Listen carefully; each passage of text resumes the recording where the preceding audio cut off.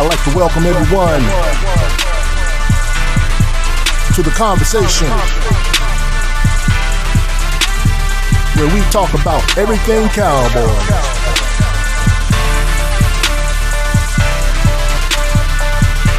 My favorite team, your favorite team, America's team. Here with your host, Coach Marv.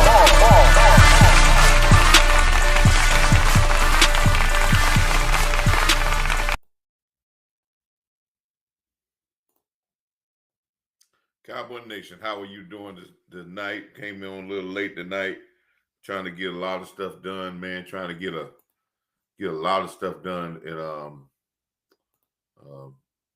get a lot of stuff going on, man. Just wanted to come on, man. I want to tell people that was with me on the live show that I had. I did a live show for the Giants and the Commanders game. The Little Giants and the Little Commanders game. They're still our little brothers, man. Eagles are our little brothers too. And I found out a lot about the Giants. And I want to talk about an issue. We're going to talk about two things. We're going to talk about George Pickens for a second. And I'm going to go back to what I said previously when I first, George Pickens first came here. And what I had said about George Pickens at that particular time. And then we're going to talk about the goals of the things you need to do to win games. And we're going to look at those goals that we had, that we talked about last week. And then we're going to talk about where we came in on this past game and what we need to improve on. Not going to get into a bunch of gossip, not going to get into a bunch of theories or whatnot, because it's about whoever we got on this football field. Then, yeah, we can try to get better, a trade, but regardless of the fact, it's going to take some of the guys that's on this field, on this team, that people don't know nothing about. It's going to take the sum of the parts, and it's going to take the guys that is down the least to have career years. And what is a career year? A career year doesn't mean a guy becomes all pro. That means he's having the best year that he's had in the NFL so far. And if you could get a multitude of your players on your 70-man roster to have what we call career years, and everybody knows multitude of them have career years, you're going to be in contention. But it's some couple of things that we must do to be in contention that a lot of people is not going to talk about, but they're very important to championship teams. And those things is team first and sacrifice. There is never anything great in this world that's not happened because of sacrifice. There's been sacrifice to happen for everything that's happening great. And with a team, it's the exact same thing. If there's no sacrifice by players, from all of them, from the stars to the role players, the team is not first. We're going to find ourselves trying to chase talent, and it's not going to work. I heard Michael Irvin, and y'all need to watch the Shannon Sharp Michael Irvin interview, because Michael dropped some very good nuggets. Michael talks about, and one thing he said, man, it ain't about talent, it's about will. And he talks about team building, even though they were doing things the wrong way, but there was some right things came out of some of the wrong stuff they did, because one thing about Michael Irvin and Charles Haley and Emmitt Smith and Troy Aikman, all the greats, one thing about them were they were ultimately dogs. They were guys that had egos. They were dogs. They wanted to be in it. But one thing that they had that you would never you see it because they won and because they were not too stuck up on themselves to say team first. I heard Troy Aikman talk about the run game last night, talking about how how it helped his passing.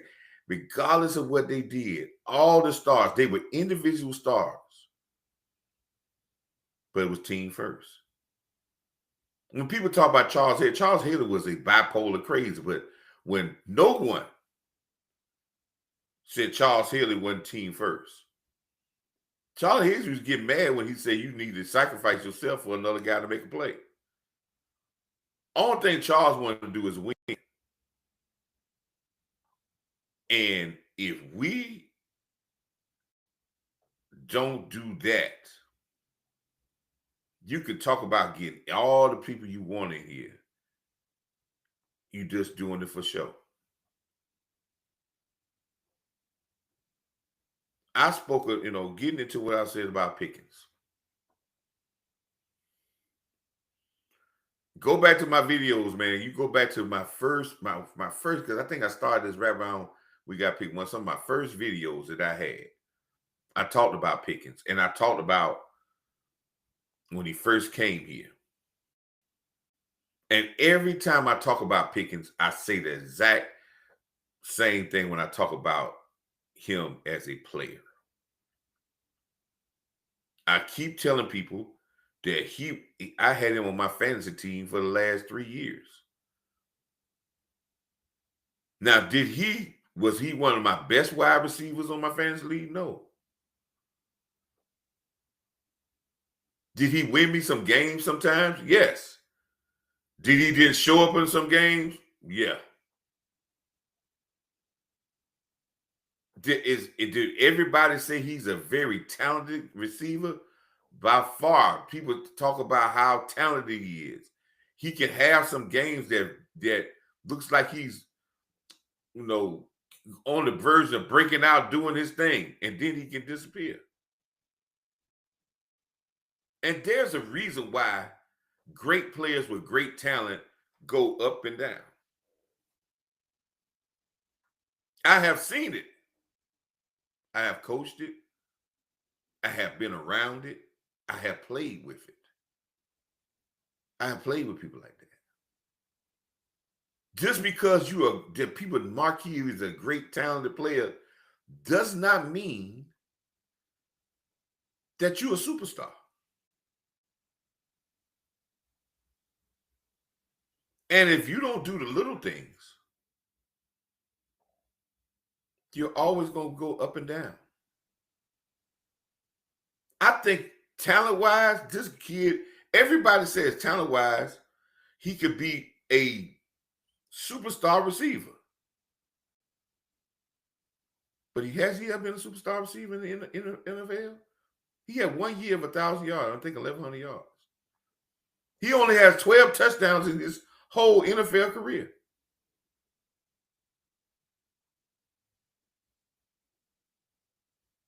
He's got flashes. I tell you, he was on my fantasy. He had a flash where he had a couple of 200-yard games.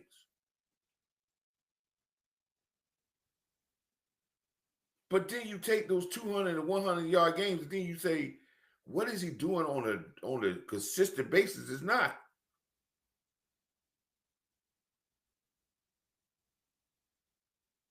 And I'm not ripping. I'm just telling you facts. But I'm not going to make the excuses and say, oh, man, well, he ain't had the quarterback. Well, the Pittsburgh didn't like him. And, well, see, this is what ruins guys that have can be potentially great. Because they live in a world of somebody making excuses for them.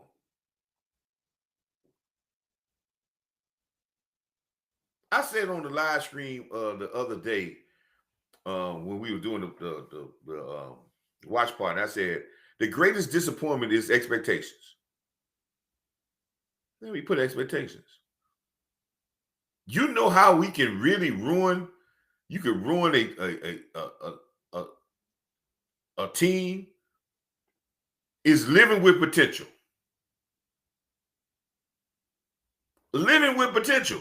Always talking about how potentially this guy can do this. But potentially this guy's got a name. He said this. This is what the people say. I'm not ripping pickings, but this is the truth.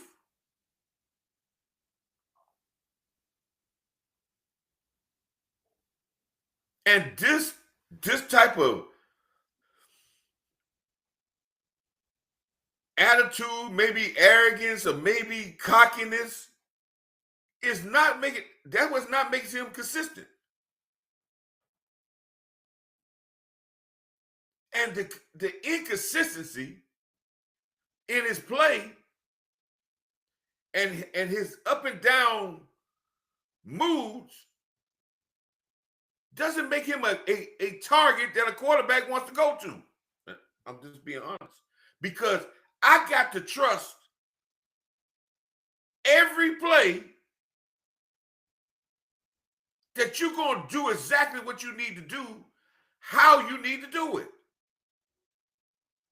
I can't come back and say, oh, you pound this one play and you lollygagging. Because if I ever catch you lollygagging, I'm not going back to you. And I don't think nobody ever thought about it that way.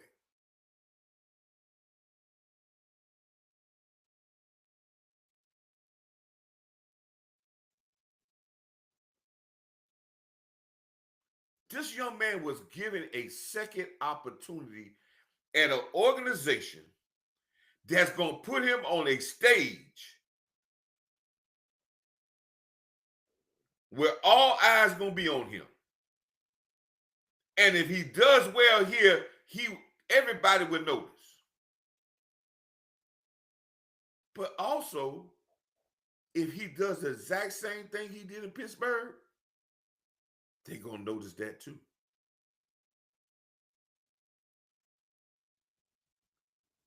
And for all the people out there talking about how talented he is,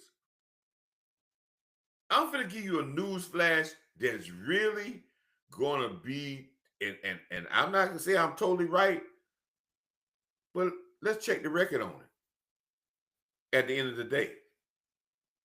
If it doesn't work in Dallas for the same reasons,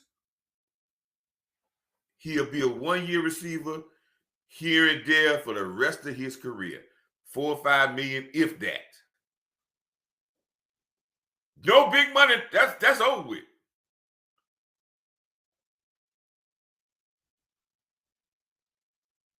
Because you're talking about a guy that got potential who has never accomplished the potential he had and ain't figuring it out. Now, do I say this guy we still got to try to figure it out with this? Maybe it's going to click, right? Maybe. But for this team, you got to have a short leash with this. Because everything you talk about building, about respecting the game and this and that, you can't let an outsider come in that already had baggage and then dictate how you treat him. And he doesn't do the little things. If I got to target you for you to make a block for your teammate, if I got to target you for you to run a pick route for another guy to get open in a crucial situation, then I don't need you.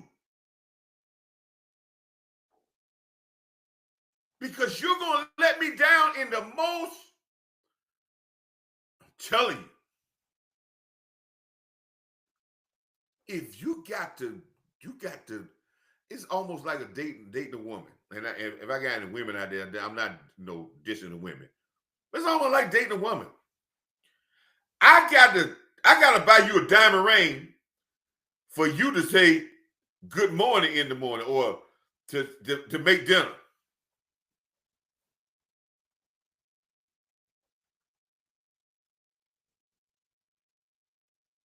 I got to flower you with everything just for you to do the common things in a relationship.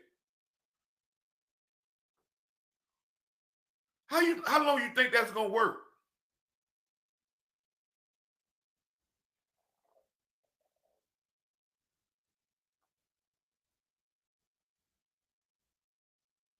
I said this about Pickens, and I'm trying to share a screen with y'all right quick, and we're gonna move on to the wedding. I got about 5 more minutes on this, and we're gonna move on because we need to move on to some real things. But let me say, I just want to say because I think some people think I'm being harsh, but anything I be harsh with, I'm gonna come up with backup logic.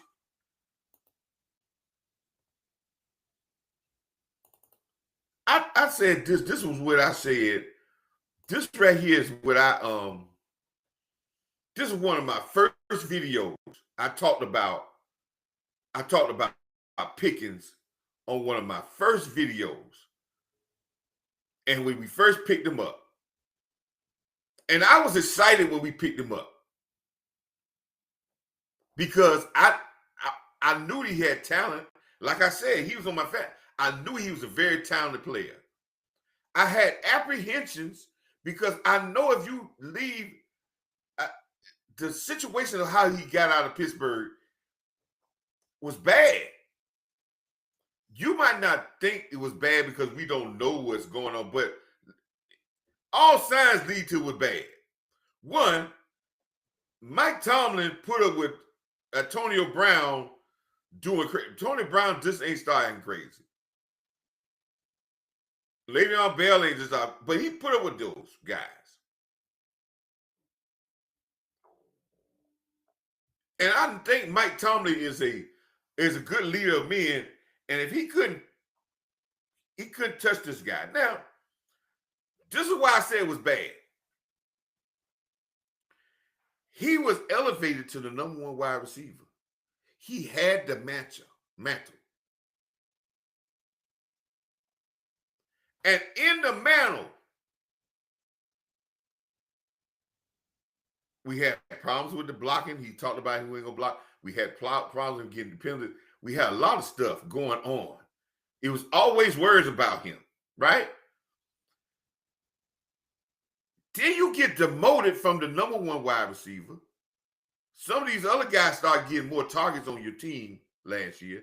Then they even trade and get a older number one wide receiver, and then they get off of you and put you on the market.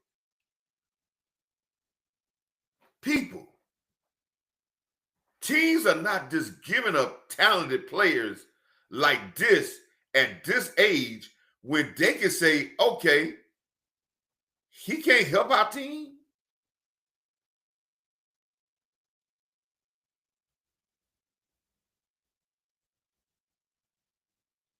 And I'm not saying that we can't do it, but that's a buyers beware. Now, some people say, well, you got, college. Listen, man, the greater coaches, when they get this guy, I wish I could find I was watching Sunday Night Football, Tony Dungy was talking about the George Pickens, and him and the other guy was talking about the George Pickens trade. The other guy that worked on the MZ. And Tony Dungy said exactly, man, I need to find that clip. Tony Dungy said, George has got a lot of talent. But if I'm Schottenheimer, that's what he said, we're going to have a meeting right off the bat, and we're going to lay some rules down. First, I'm going to let him know right off the bat that you're not the number one wide receiver here. You're down the pecking order, and you have to do all the little things for this team to be better.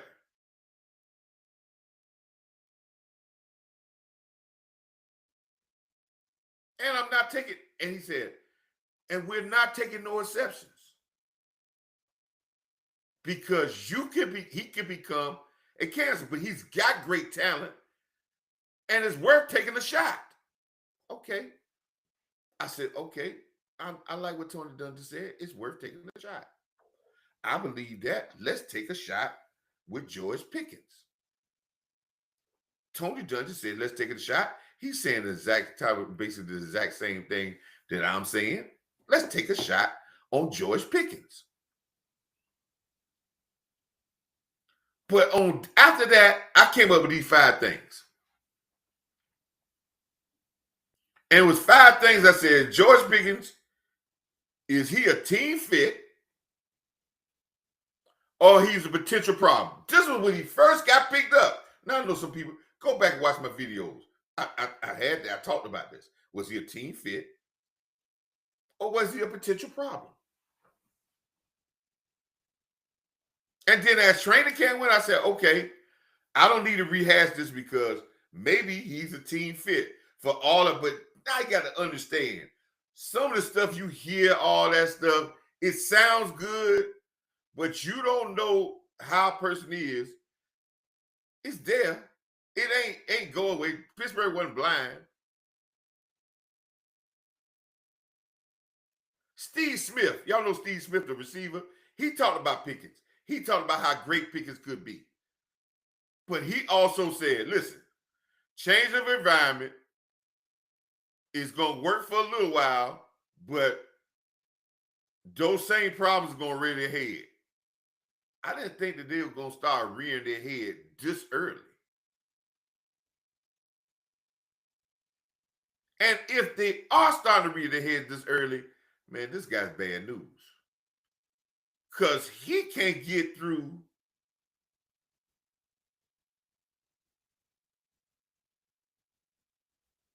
the early part. And this is the thing. Let me go over the 5 things right quick. Talent.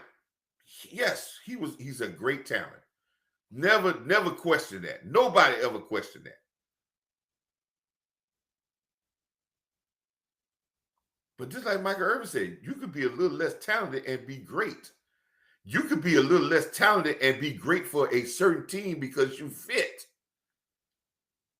We're looking, but we need to find a fit. Someone's going to sacrifice. Someone, we can make a name. Albert Harper didn't come to Dallas with a name. He made a name. Jay Novacek didn't come to Dallas with a name. He made a name.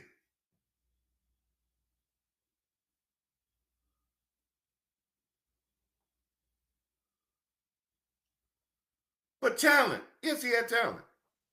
Baggage, yes. He's coming with baggage. When you have a situation like that happen in Pittsburgh, it's baggage. There is something there that's not right, not good. But is he willing to unpack the baggage and say, hey, we're moving forward? Okay. CeeDee Lamb comes out and says, when he first get there, says, when they asked him right off the question, said, is it no number 1, number 2? He said, there is no number 1. There could be 2 number 1s.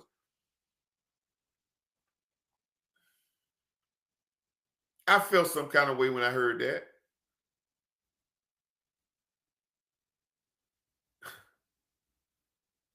Think about this, man. And I know some people are not gonna like what I say, but think about this. If you was in the number 1 position at your place and you fell out and disgruntled or whatever, it had to be a fallout. And you got released from your place where you had the mantle. And then you come in where I'm the CeeDee Lamb where I have come in here as wasn't the first pick. I wasn't not the number 1 when I first came to CeeDee Lamb wasn't. It was Amari Cooper. I got moved to that number 1 thing. I had to prove it, and I have proved the mantle. I have had outs over the top years. Here's another guy that's got 1,000-yard receiving year, 12 touchdowns in his whole career. Yes, he's talented and has some big games. Yes, he dropped balls because I had him on my fantasy team and he used to frustrate me, but he is talented. And you're going to call him a number one? See, here we go again. Giving people the mantle before his job to come here and to prove he's a number two and he can do everything. That's his thing. This is his second chance. He don't believe this is a second chance. Don't make it here. Guess what happened?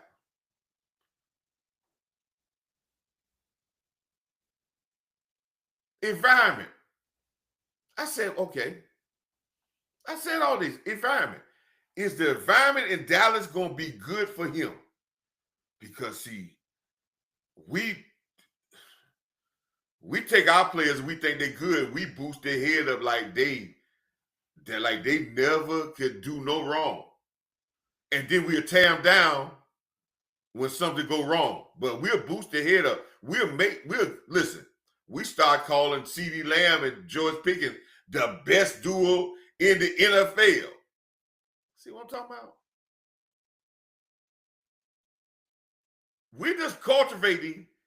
If it's any type of selfishness there, we're just keeping it there. We're not humbling him. And humbling him is what he needs. That's not taking away from him. That's not restricting him.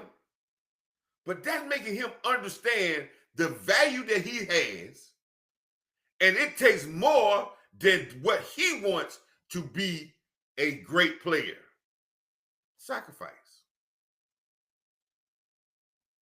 Effect. Would he have an effect on our offense if he does those little things? And he does it, he could have a great effect. He could have a great effect. He just catch one pass and block like crazy. He could have a great effect if he made one big play in the game. I keep talking about Alvin Harper didn't catch. I think Alvin Harper caught about 50 passes, but we remember the big catches. That's all we remember because he caught big catches in big games, and he didn't get 100,000 targets.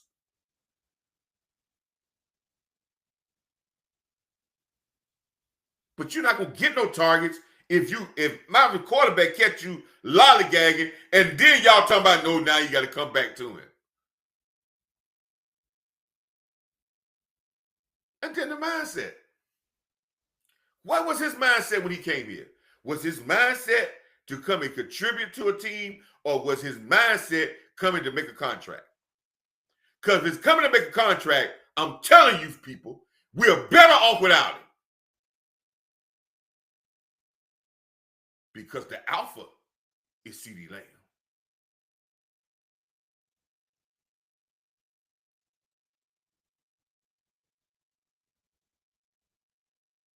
And we want to talk about money, receiver.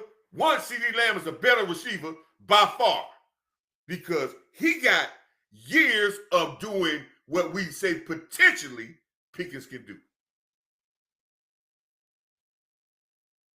And we can talk about what he can do, but has he done it?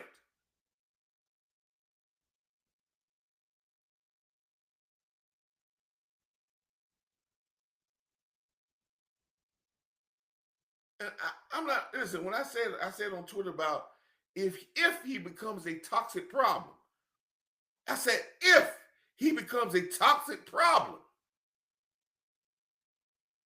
you got to cut bait, and you got to cut bait fast. Because you don't cater to a guy that's getting a second chance.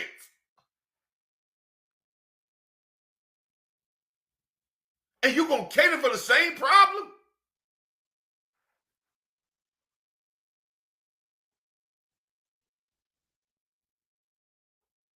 I never heard such. And this guy has potential. But he got 1,000-yard receiving year, no Pro Bowls, No all pros.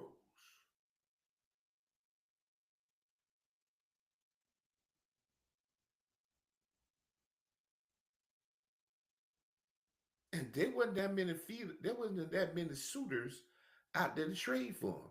Because I'm telling you, he don't make it in Dallas. He don't show people in this football land that he can run pat. He can do all the little things and that he can be diligent about his craft. I can see in a couple of years him out of this NFL. And I'm just being blank, blank. There has been some better talent play.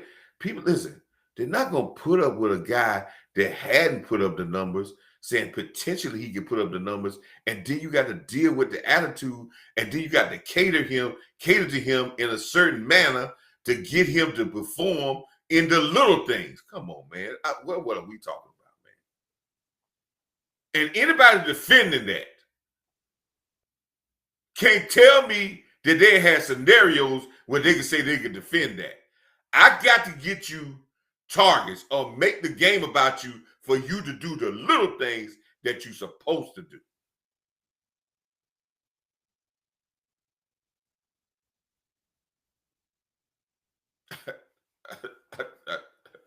I never heard as much. And I'm not saying give up on the guy. But I am telling Schottenheimer one thing, and the receivers coach, you got to have a short leash. Because I can tell you this, man. You could put a floor in there. See, this is what people gonna get. They're gonna say, "Nah, they ain't good because we don't know. He ain't that guy. He ain't this guy. He's a." You could put a floor in there out there with a CD Lamb, and you probably get just a bit of deduction. And this guy's gonna value his opportunity, and he's gonna do all the little things. Now, I used to say that about Tober, but Tober somewhere he got to the point where he feel like he could do the non-little things, and it'd be all right with him. That's why the Holden guy, uh, uh, the Brooks, the Jalen Brooks, Flournoy, those guys will be my guys, and I may go get another veteran, whatever. But those guys will be the guys that I'm trying to get to the point of doing it. And see, this is what we get so crazy. We got a great quarterback that makes good wide receivers.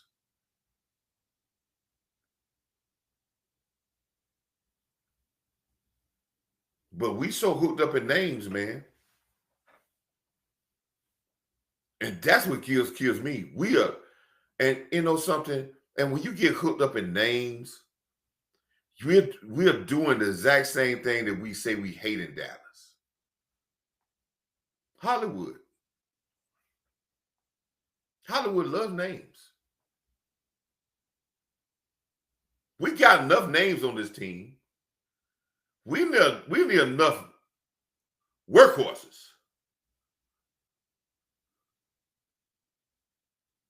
I want to see the guys trying to make their names.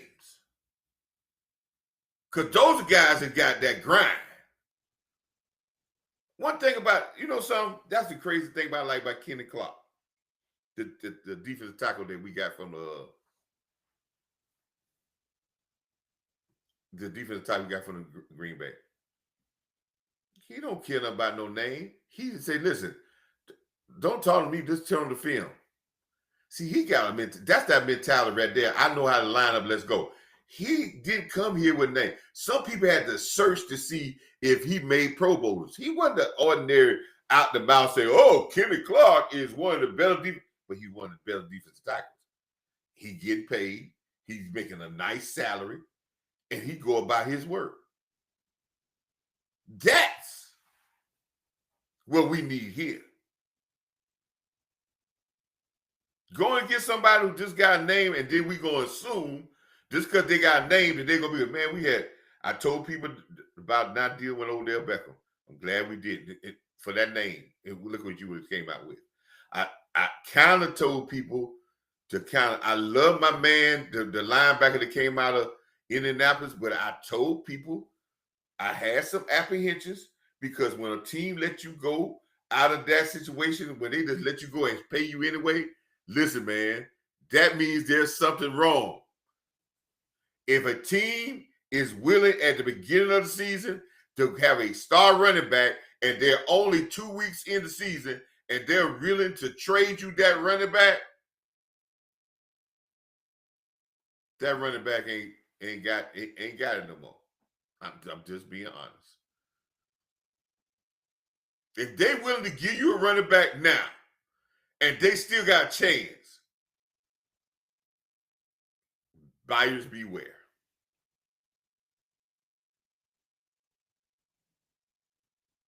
But so again, I'm not giving up on Pickens, but the leash is short. And I'm not, if I'm the Cowboys, I'm not going to go over trying to appease a guy that we give him a second chance. He needs to pull our respect to him by doing. I need him to go out there and say, man, look at how he got that block, that extra block to get the running back out of there and for a touchdown. Look at those routes he run. Look at that pick route he did for somebody else to get them open. Then we'll appease him. But I'm not rewarding him because he got a chance from us. Now I got to reward and cater to him. Man, what y'all talking about? I don't even believe no football guys out there, even though y'all know on a team, y'all and people play football, y'all know. Listen, man, you giving a guy a second chance, you catering to him. You know what that's gonna do to your team.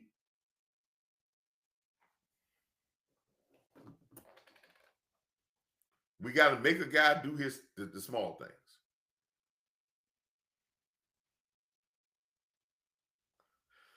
So let's get to I just wanted to talk about that for a second, man. Just wanted to, that kind of got me kind of disturbed when I heard that, man. It kind of just got me fired up, man. So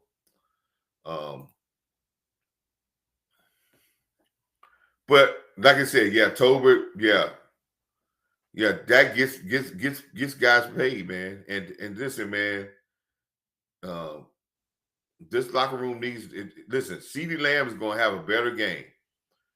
You don't tell me that Philadelphia ain't coming guards. You think people guarded Pickens? Man, people thinking like people gonna give Pickens so much attention, man. For what? If I was defense coordinator, I wouldn't.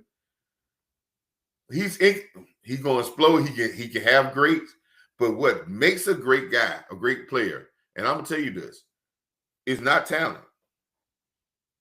Yes, you got to have some talent, but your will and your consistency is what makes you great. Up and down guys are not considered being great. They become a flash in the pan, man. Just like rappers. Guys get one hit wonders. Everybody can hit one hit. But can you have some guys that can be in the game like LL Cool J, people of that name, you know what I'm saying? That stay in the game for a long time, man. Consistency, man. That's what makes greats. So, one talked about, man, let's get to football, man. That was just 30 minutes I spent on that. I got another 30 minutes I'm trying to get with you. Now, on Sunday, on Thursday, we played a very good football game. And as I went back and looked at some things and I looked at something, I look at it because I had a good eye and I went and looked at some things that a lot of people don't look. And I think Luke Tate said that this. I looked at the tight end, the second tight end blocking, the fullback blocking was superb. Our receiver blocking let us down somewhere, but the second tight end and the running backup running fullback, very good. If they keep that effort, they're going to get a lot of great passes. Had a conversation with somebody that knows somebody on the team, and yes, not playing the preseason. A lot of the guys was their first real action, and I think it took them some time to get started. That's why you started to see them play better when the second half came around defensively. Because think about it, none of our really main defensive starters played in the preseason. So it took them probably a quarter to get rolling. There's this defense and this whole team should be much better the next game out. That's why I understand. That's why I'm saying a lot of people are looking at this beginning of the season thinking that you got to be so good. I think if we come out 3-2, I'm all right with that. One, you're going to learn some stuff about yourself, and we're going to see if we got mental toughness to get better and to not to get off track, not to get distracted by the people out there pulling, not to get in the panic mode and say the hell with somebody and let's go get somebody else. Let's get this big. Because if you're jumping around like that, you're never going to have no continuity to win. I heard people talking about what Philadelphia. I can't say what Philadelphia. I can't say what their injury room looked like. I can't say why they went out and got a running back. I can't say why they went out and got a pass rusher. I don't know if they may have gotten an injury. But I will say this, man. If you started bringing all those moving parts and a lot of players that hadn't been in training camp, you're going to try to put a team together that's disjointed, and those usually don't work.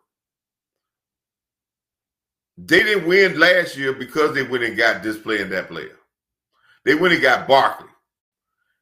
Then they had some homegrown players that they went and developed. Like they cornerback, the tight end. They did get the offensive guard, but it was a recreational project. They got it. They tried to do it again with the guy from the Texans. They had to cut him. So let's don't get so enamored with that. Because when you start thinking about what other people are getting and when they pick up things, I think we think about fantasy football like that's going to just make it good because you got a guy and they say, oh, we got this guy since we traded for him that he's going to work. That don't mean it's going to work because you traded for him. You're taking a chance. Because there's a reason why another team giving up, get rid of him.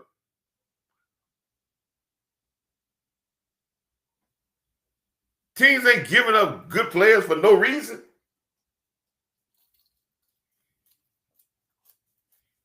And especially when you give a guy for a 6 or 7 round draft pick. Come on, man. You're just trying to get the guy at the door and say, I'm trying to get something for him. Because he's not going to fit me. Something that's not right. So let's don't get so enamored with that. I think we got a good football team. We just got to be able to play and be consistent. And we got to get over the hump of stop having these damn excuses and get over the hump and just pull into this team and say we can win and stop trying to find excuses for them of what they need to do to win. I always said it was one way when I kept talking to y'all, and I said this. If y'all been following me and been on my live screens, y'all know I said this from day one.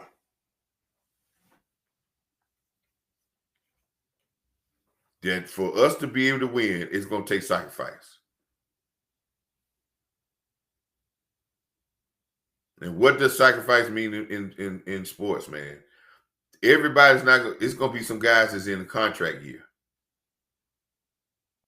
but they're going to sacrifice doing the little things and sacrifice some of their numbers because they're going to do the things that this team needs. There's going to be some guys that are going to sacrifice some playing time because there's another guy that can play this good and do certain things that they can't, and they're going to share the load. They might not like it, but the team needs it. There's going to be coaches who are going to sacrifice some things. There's going to be everybody has got to be sacrificed for something great to happen. And if you got the team, some players, or if you got any player on this that's not willing to sacrifice, that's not willing to buy into total team first, they either gotta go, or I look at you, not only your coaching staff, I look at your leadership in your team. I look at the Dak Prescotts, the CeeDee Lambs, the Osas, the Dante Fowlers. I look at these guys that are veteran leaders of this team. And if you find a guy in this locker room that is not team first, you got to go get them. And you got to recommend that they move on.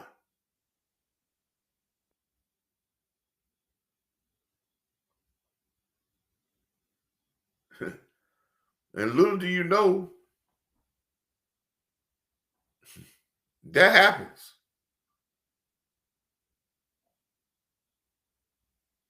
I understand, but you got to have team first. And when a team that has some talent, and they start to get to the thing of team first, and they start sacrificing for each other, and then they start putting the little things together, and then they start building that mental toughness together. Man, they hard to beat, man. They find ways. Those teams find ways to win and not ways to lose. And right now we're bit with the syndrome, the bit with the problem of we find ways to lose and not ways to win. So sacrifice. It got to be sacrifice. Right quick. We talked about some things last time about, and I'm finna share this screen, about keys to winning. And we talked about this keys to winning last week before we got to the first game. And we talked about these keys to winning about the offense, and then we talked about keys to winning about the defense. And I shared my screen, should come up in a second.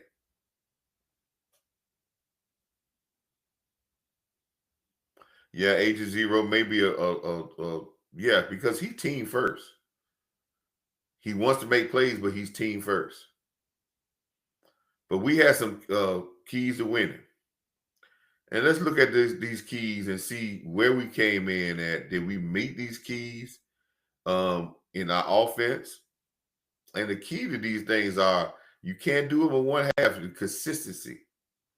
Time possession, we were winning time possession, but I think time possession came being very, very close. I think we came with better with time possession in the second half. They may have won a little bit, but it was very close. We did a very good job at time possession because we had some drives. They had some drives. And time possession is always going to be longer when you don't have no turnover. And this game really had one turnover. So when you don't turn the ball over, usually you keep the time possession. And if you sustain the drives, I think we got a lot of first downs. They got a lot of first downs, but we did contain the drive. So we were efficient on offense where we was getting some drives. Then we had some little erratic play there where we had drop balls and all that stuff that hurt our efficiency. But we was quite efficient for a first game. Coming out the box, we was efficient. Commitment to the running game. We were committed to the running game. We had a solid commitment to the running game. Was the running game is what I thought it was, should have been? No. Running game is going to take a little while, especially when we had our first string offense out there in live competition. But I saw the running game look good, but it could be cleaner. I think the running backs, I'm not saying that they're all world, but I expect Williams and the running backs to get even better with more reps. The more reps they get in with this game, with this line, they're going to get better. It always happens. They'll get better. So I can't wait to see Blue. I think Blue could be a good running back, but I think Blue is one of those guys that maybe have some, some problems of getting the plays or whatever. But Schottenheimer is putting a statement to him. And he's making the kid say, hey, I need to buckle down. And when he gets his opportunity, I think he's going to do well. But this is what is needed. You got to be sometimes tough on these young guys. Because if you don't be tough on them, what you accept now is what you're going to have to accept later on. And that's why we find some problems with some guys when they get to a point, we like, dog, what's messed up? Because that's what we accepted early. Penalties. Very good game for penalties. For the Dallas Cowboys. And when you do that, you have you could be on the road and you can stay in the game if you don't penalize yourself. They were the ones that got a lot of penalties from the start, from the jump street. But we had a very good game in penalties. Hope we can keep that. We can continue to keep that playing very penalty free. So usually we were playing very aggressive. We was efficient, but we have now there were some crucial penalties, like the George Pickens holding call because he lollygagged on going to make the block. That was in the red zone. That made us go back, and we had to end up kicking a field goal. So, yes, we got to be the penalties was good. Turnovers, no turnovers, and the one turnover was a crucial part of this game. The one turnover in this whole football game, and that was on the 11-yard line after a 51-yard run on the 11-yard line where we could potentially go in and score and take the lead. And we fumbled. And Dak made a great play to stop it from being a touchdown, but the fumble was enough that hurt. You cannot lose possessions in a tight football game. That was a killer.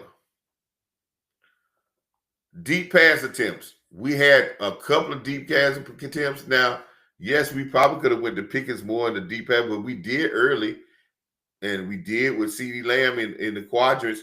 But like I said, when we did make those plays, is you have to make the plays, and we have to make those plays. That's good. Now, those deep passes, if you watch the game, most of our deep passes came off play action. That means that the running game was consistent enough for us to be able to get those passes down the field. So that's how important for this running game to get even better, because it's going to open up those ways of passes. Using running backs in the passing game. Didn't do that as much as I wanted to do. Not at all. I think that is a key to spreading the field and getting more room for Pickens, Lamb, and Ferguson. But I want to see us drop the ball off to the running backs and get them out there in space and to get that 5 or 10 yards. I want people to say they have to guard our running backs. I want guys to be hesitant to come blitz because they're scared our running backs go get in the pass pattern. Those things slow people down if you utilize your running backs in the right way. Physical in all areas. I thought we was very physical in all areas. Some areas we could be better, but for a first time out, for the first time this year with really live, I think we're better. I want to see this improve even more this week. Got to.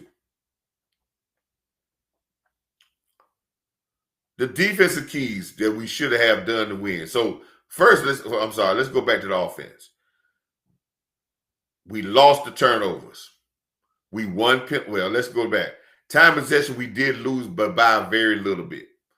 Commitment to the running game. Yes, we were committed to the running game. That was a plus for us. We could have been a little bit more, but we was a plus. Penalties, we won the penalty battle. We did a great job of penalties. But that one turnover was crucial. That it can be always come down to one turnover, a loss of possession that you could have scored on. It's not like we turn the ball on the 50-yard line. When you turn the ball on deep in your territory when people could score, or when you're about to score, it's a killer. Deep pass attempts, we did have some. We could have connected a lot more if we had got some catches. But I think the deep pass attempts will get better as we get the running game gets more and more. Using running backs in the pass game, I would say it was a minus on that. Being physical in all areas, I would say a check minus on that, but we can do better. Control the tempo of the game. Number 8. The first half, we did not control the tempo of the game. Even though our offense was moving the ball, but Philly had control over the tempo of the game. They had Jalen Hurts being sitting back there doing what he wanted. They had control of the tempo of the game because their tempo is wanting to be long drives. They want to suck up time possession. We was in that type of thing. So they control. We kind of took over the tempo a little bit in the second half, but we just didn't capitalize when we were driving the ball to score. So going into defensive keys. Tackling. I thought our tackling was okay. Not in the first half when we wasn't attacking, because we were waiting on Barkley and we weren't attacking. When we started attacking and surrounding guys, collectively going, we were tackling better. I didn't like where our safeties were tackling. I still don't like our safeties. I say this again, man. I do not like safeties that are finesse tacklers.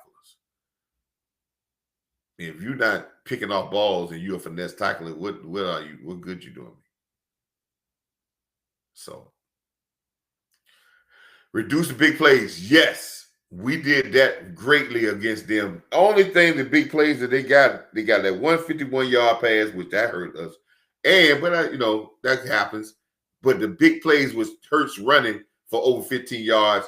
That was a big play. But other than that, we controlled the big plays. Kudos to us by doing that. That is a good sign, people, that we're controlling big plays. Because if we continue to make people move the ball on a long drive, we're going to turn people over, and we're going to be a better defense for it. Contain the running game. Yes, we did. Right? But must stay in our lanes. We did not do that. We contained the running game, but our pass rush must stay in our running, and we didn't do that.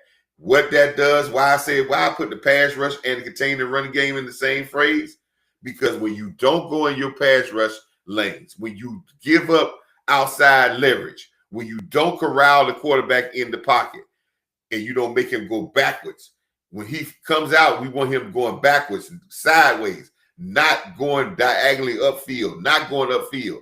When you don't do that, it makes your running game stats look crazy because your quarterback gets so many runs. And it hurts your team, because most times when a quarterback runs, it's considered a big play. It's a momentum changer.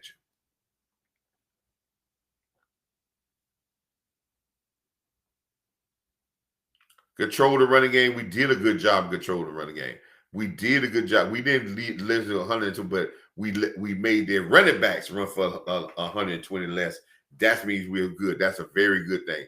Turnovers, didn't get one turnover. If we'd have got one turnover in that game, we could have maybe changed that game and probably and we could have evened that thing out. Sacks, we did pressure the quarterback, but again, the pressure is negated if we don't stay in our lanes. We got to cover that up. We got to be in our lanes. And this week, it's going to be imperative that we pressure Wilson.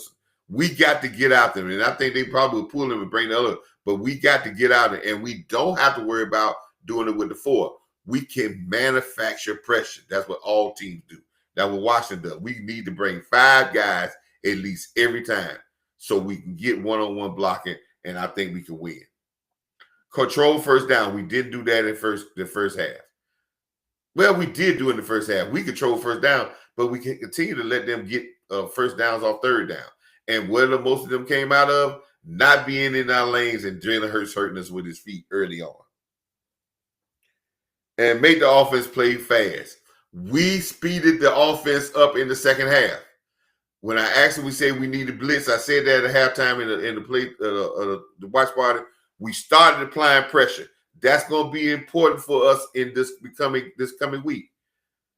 I don't think we could be a laid-back defense and sit back, because we got a defensive line that likes to get up the field. So that means we got to apply pressure from the back end. That means we don't need guys out there guarding air. And I think if we do that with our team, they get into a mode where we're playing a little bit faster, and that way we start playing better.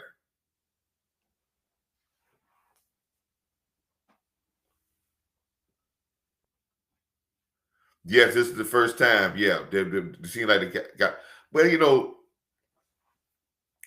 you're gonna be like that, Hector, when you dedicate yourself to running the ball and being efficient in the run early on in the season. It slows everything down and it gets you in a rhythm that if you can't run the ball early on in the season, you'll see those teams struggle with their offense. Look across the NFL. I keep trying to tell people, look at the NFL, look across the other games. The teams that didn't run the ball well struggled offensively. 2 teams threw the ball 46 times. I think New Orleans threw the ball 46 times. This is scored, 13 points? when you can't have a consistent run game, it early on in the season, it becomes disjointed. But I think we using that and using that play action put us in a rhythm that gave us a better chance to really be better off. And hopefully we can translate that over into the next game. But making the offense play fast, we started that and we must do that again this week. That's why I say we need to bring our safeties when we bring it out. We need to have more corner blitzes. We need to have more safety blitzes here and there, more linebacker blitzes. We need to apply pressure, and we will get pressure, but that's going to rush teams, is going to get speed teams up, which is advantageous to us. Again, people, we got a long season to go, and right now we are in a point where we can do a lot of great things with this football team. I am not disappointed in this team. I'm not gonna say I'm overjoyed happy, because I understand there's work to do. And if they don't understand there's work to do and don't get to work and start resting on their laurels, we can get in ourselves and get ourselves in trouble. This is the time that we need to get this team, and we need to come at this team and get them together to encourage them and all these. And I understand, I'm not saying not to improve the team. I'm not getting on that, but I'm not going to totally focus on that, because I still think this team got enough to win. I have seen this type of team in the past with these type of players win. But you can't give them an excuse, because if they start thinking about we don't have enough or it's got to be somebody else, then they're not going to perform. But I thank y'all for being in here, man. Thank you for giving me a watch out. Please share, like, share, and comment. Please put this thing out with the sharing thing, man. I just need to get the viewing hours, man, and then we on our way to 1,000 subscribers. We're less than 40 some away from 600. Never thought I would be saying that I'm almost 600 subscribers. We working on a way of y'all viewing this. Go back and watch my other shows, man, so I can get the watch hours. I'm gonna try to put out some more shorts. I may put out a short of this, or try to do a short tomorrow, a couple of shorts to put out there and talking about it. I'm always gonna talk about it. We still got to pay the fee, people. We didn't pay the fee last week. That's why we didn't win. Focus, effort, and execution. Focus was not there because we dropped some passes. We turned the ball over. We had some communication with our pass rush. We were just a little bit off on the focus part. And then we had some effort problem with some players. And we executed, but we can execute better. So when you pay half price to the club, sometimes when you try to come up there and play half price to get in the club, sometimes they say you can't get in. We got to pay that fee this week. And we got to pay it every week to get a victory. I think I want to thank y'all, man. I know it was late, man. Thank you for hanging with a brother. Thank you for always, man, all the people that comes in my chat, man, that are solid members, man. I thank you, man. And hopefully we learning.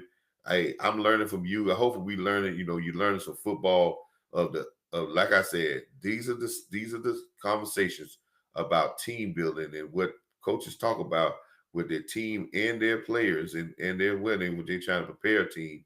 These are the conversations they have behind closed doors. These are not the ones that the subjects I'm talking about is not the sexy subjects that they're going to talk on SportsCenter. They're going to talk about, can we get a player traded? Can we get this? Who's this guy? What contract? That's what everybody want to talk about. But those are not the tangibles to win you championship. Sacrifice people. And if you got a player on this team is not willing to sacrifice for the greater good of this team, these leaders need to get rid of him. Then I'm saying, I'll leave you this. Remember the Titans?